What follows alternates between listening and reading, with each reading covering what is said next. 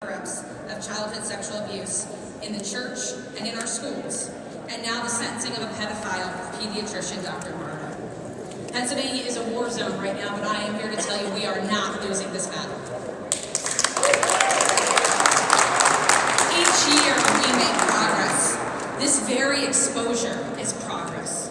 The conversation we're having today, the conversation happening in every room that's going to happen tonight when this media coverage goes live at 5 in people's bedrooms and living rooms and dining rooms, that conversation is progress. Every time we take to the steps, armed with more and more allies and survivors and supporters, we make progress. And our army of allies continues to grow as the more and more casualties of this war gain strength, find their individual and collective voices, and join us as we call to action.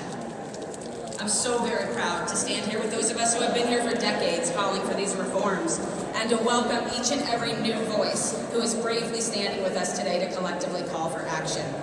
This year we've added several new senators and House members to the ranks of this building, and I am so proud to stand with them today. So proud to stand here with them today as we ask our legislators to do the right thing, to create a healing path for all Commonwealth victims and survivors. This bill today is different. It's different than any other one that we've seen before.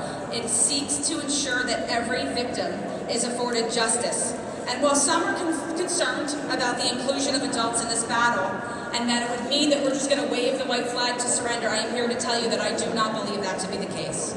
I think that we are finally taking into consideration all the casualties and ensuring justice and long-term protection for all survivors.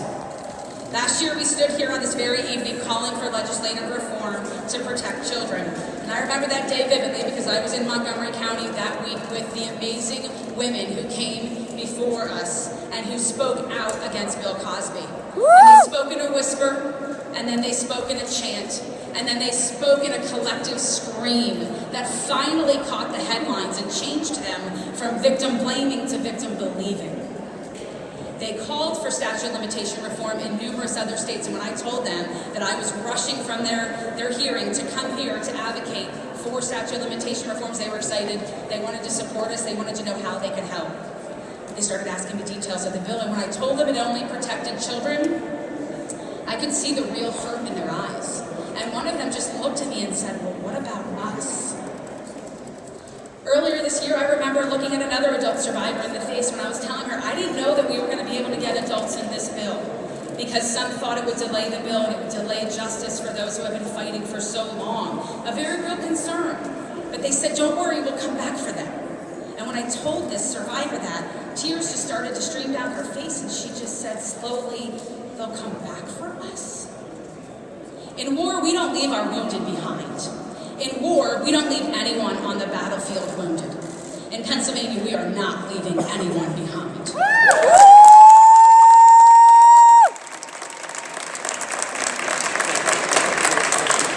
Over the years, many of us in the field have evolved in our own thinking of what real justice means for sexual violence and what putting an end to the silencing of victims and survivors really should look like. I'm here to stand with you today to tell you that I am going to fight for every single Pennsylvania survivor, whether they were raped and abused at 2, 12, 22, 52, or 82. It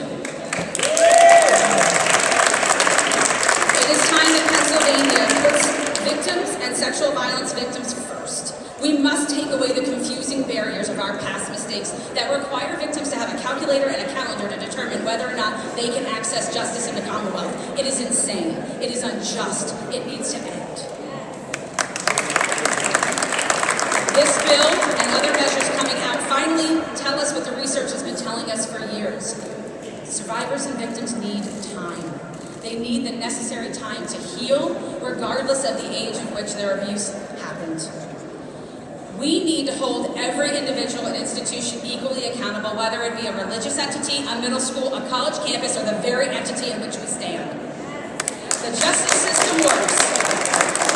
The justice system works whether a crime is committed 5 minutes ago, 5 years ago, or 50 years ago. That is proven time and time again in all of the great Commonwealth courts that we have when we prosecute cases without statute of limitations. Sexual violence should not be different.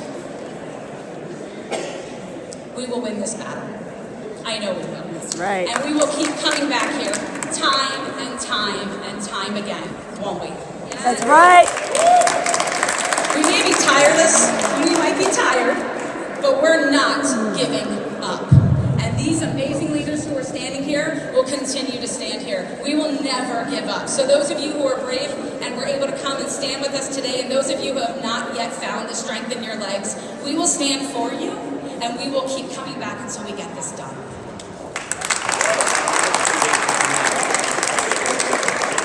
I'm going to shift gears a little bit. I now have the distinct privilege of reading a statement from one of the incredible brave women I spoke of, Andrea Constand, who was a victim in the Bill Cosby case. Again, she had spoken out time and time again and was disbelieved and was defamed and was slandered and was told that she was lying, that she was in it for financial interest, and nothing could have been further from the truth. And it wasn't until a very brave prosecutorial office in Montgomery County took another look at that case and said, oh no, we can do this. And I just want to take a moment to acknowledge Montgomery County District Attorney Kevin Steele for bravely prosecuting. Bill Cosby is now serving what is a life sentence in a state correctional institution. This is exactly where he belongs. Andrea Constand wanted so badly to be here today, but she is on vacation, and we're honoring that space because everyone needs vacation. But she did send a statement, which I'm really proud to read to you today. First of all, I would like to let everyone here know today that I am sending my heartfelt solidarity. I applaud the commitment of the Pennsylvania Office of Victim Advocate and its supporters to abolish the statute of limitations for sexual assault. It is only by changing the laws that govern human rights in America that we can bring about profound and lasting change in our society. It is only by compelling legislators to hit the reset button that our legal system can begin to reflect on current awareness of the size and scope of sexual assault in this country. Sexual assault is not rare. Sexual assault can happen to anyone, and it has, regardless of race, color, creed, gender, or age. Sexual assault can happen to anyone at any time, whether they are on the playground, in a locker room, in a bedroom, or in a boardroom. Today in the state of Pennsylvania, sexual predators hide behind an antiquated statute of limitation law that allows them to evade criminal prosecution. This must stop. We need to reveal the statute of limitations law for what it really is, a legal loophole that protects the rights of the accused at the expense of the victim. We need to level the playing field so that citizens of all ages can come forward, whether it takes them years or decades. By working together to abolish the statute of limitation in Pennsylvania, we can ensure that all victims of sexual assault have their day in court, regardless of their age or stage of life. It's a crucial first step towards meaningful and lasting social change. In doing so, I truly believe that each and every one of us is better equipped to move forward on a journey towards hope, healing, and transformation. I thank you so much for listening to her words today, because they matter. Every single survivor in the Commonwealth of Pennsylvania matters. Thank you. Thank you. Thank you, Jennifer. Now I'd like to introduce